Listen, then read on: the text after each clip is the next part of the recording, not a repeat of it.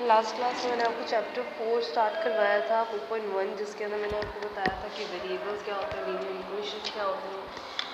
और इसी तरीके से हमारे चैप्टर का नाम है linear equation in two variable, यानी कि लीनियर इक्वेशन हमारे टू वेरिएबल्स के साथ, जैसे x y s t u v, इस तरीके से।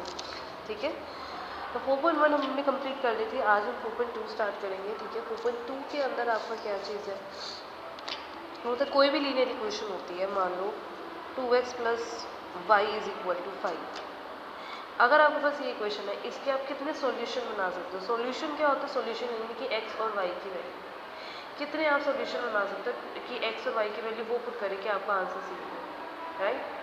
तो वो सॉल्यूशन होते हैं। और वो सॉल्यूशन कितने आ सकते हैं एक लीनियर इक्वेशन में।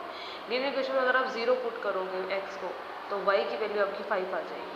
अगर आप x की वैल्यू 1 पुट करोगे तो y की वैल्यू 3 आ जाएगी। इसी तरीके से आप जो जो वैल्यू पुट करोगे आपकी y की वैल्यू आती चली जाएगी। That is the solution of your equation, x और y की वैल्यू आना। तो कितनी वैल्यूज निकाल सकते हो, the solution is infinite solutions. Okay, एक लीनियर इक्वेशन के, एक पर्टिकुलर लीनियर इक्वेशन के इनफाइनाइट मैनी सॉल्यूशंस हो सकते हैं, यानी कि अनगिनत, जितने मर्जी आप कुछ भी डालो। आप -100 भी डालोगे तब भी y की वैल्यू आ जाएगी कुछ और, आप +100 डालोगे तब भी आ जाएगी, 1000 डालोगे तो 1000, जो भी वैल्यू डालोगे आपकी x और y की वैल्यू आ जाएगी, यानी कि इनफाइनाइट सॉल्यूशंस। ओके, अब सॉल्यूशन निकालने कैसे। अब जैसे आपके पास यही इक्वेशन है, मान लो मैंने 4 सॉल्यूशन निकालने हैं। 4 सॉल्यूशन निकालने का मतलब क्या है कि आपको 4 क्या आप कितने भी निकाल सकते, जैसे मैंने आपको बताया। आप सॉल्यूशन निकालोगे कैसे, इनमें से आप किसी की भी x या y में से किसी की भी एक की वैल्यू निकालो। जैसे हमने बोला कि हमने 0 बोल दिया, x की वैल्यू हमने 0 पुट करी, तो अगर हम x की वैल्यू को 0 पुट करेंगे तो what would be the value of y, y would be 5। तो ये हमारा आ गया 5। ठीक है, when x is equal to 0। अब एक और सोल्यूशन चाहिए तो आप कुछ भी पुट कर सकते हो। When x is equal to 1, positive 1, यानी कि 2 × 1 प्लस y इक्वल्स 5 और ये 2 हो जाएगा, 2 × 1 -2 यानी कि 3, y इक्वल्स 3। हमारा अगर हमारा y x हुआ 1 तो हमारा y की वैल्यू आ जाएगी 3। ऐसे ही अगर हम x की वैल्यू -1 पुट करते हैं, कुछ भी पुट कर सकते हैं, तो 2 × -1 प्लस y इक्वल्स 5, -2 + 5 = 5, y = 5 + 2 यानी कि 7। तो आपकी वैल्यू आ गई y की 7 when x is equal to -1। तो इस तरीके से आपने वैल्यू निकालनी है। कितनी भी वैल्यू निकाल सकते हैं, कोई भी वैल्यू निकाल सकते हैं। मान लो मैंने 10 पुट करा, ठीक है, अब इसके बजाय आप x की जगह y की वैल्यू पुट कर सकते हैं। मान लो हमने y की वैल्यू की जगह 10 पुट करा, ठीक है, तो 2x + 10 = 5। किसी की भी वैल्यू पुट कर सकते हैं, किसी एक की और दूसरे की वैल्यू आप निकाल लो, यानी कि 5 - 10 -5, x इज इक्वल टू -5/2। हमारी वैल्यू क्या आ गई, अगर हमारा y 10 होगा तो -5/2। डेसिमल में भी आ सकती है, नेगेटिव में भी आ सकती है, पॉजिटिव में भी आ सकती है, जैसे मर्जी आ सकती है। तो थिंग इज कि आपके सोल्यूशन कितने होंगे, कितने भी आप सोल्यूशन निकाल सकते हैं।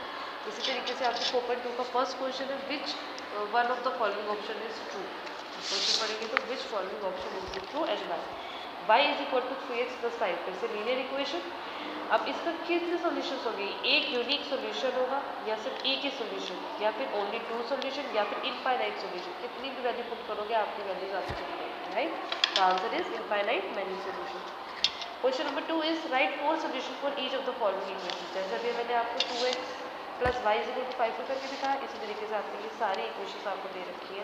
और जैसे इसके अंदर पाई बने हुए, कुछ भी नहीं करना आपने। जैसे पाई की वैल्यू मैं आपको एक वैल्यू निकाल के दिखाती हूँ, πx + y = 9। मान लो मैं आपको दो वैल्यूज निकाल के दिखाती हूँ, बाकी आप खुद निकाल सकते हो। मान लो कि हमने x की वैल्यू पुट करी 1, तो y हमारा क्या हो जाएगा, π × 1 + y = 9, y = 9 - 5। तो ये हमारी वैल्यू आ गई 9 - 5। अगर हम x की वैल्यू 0 पुट करेंगे तो y will be 9। इस तरीके से आप कितनी वैल्यू निकाल सकते हैं, पाई की वैल्यू पुट करने की जरूरत नहीं है। अगर ग्राफ में पुट करना है तो आपको वैल्यू पुट करनी पड़ेगी, अदरवाइज आप सोल्यूशन निकालना है आप यहीं पे सोल्यूशन छोड़ सकते हैं। ये हो गया आपका क्वेश्चन नंबर 2। तो व्हाट डज क्वेश्चन नंबर 3 से, check which of the following solution are the solution for this and which are not. अब सॉल्यूशन पुट कर देखने की, इनमें से कौन सा सॉल्यूशन है कौन से नहीं है। तो आपने क्या करना है, इन सॉल्यूशन को, आपको पता है जब ऐसे पॉइंट दे रखा होता है तो पहली वैल्यू होती है x की, दूसरी वैल्यू होती है y की। तो इस इक्वेशन में आपने क्या करना है, जैसे कि आपकी इक्वेशन है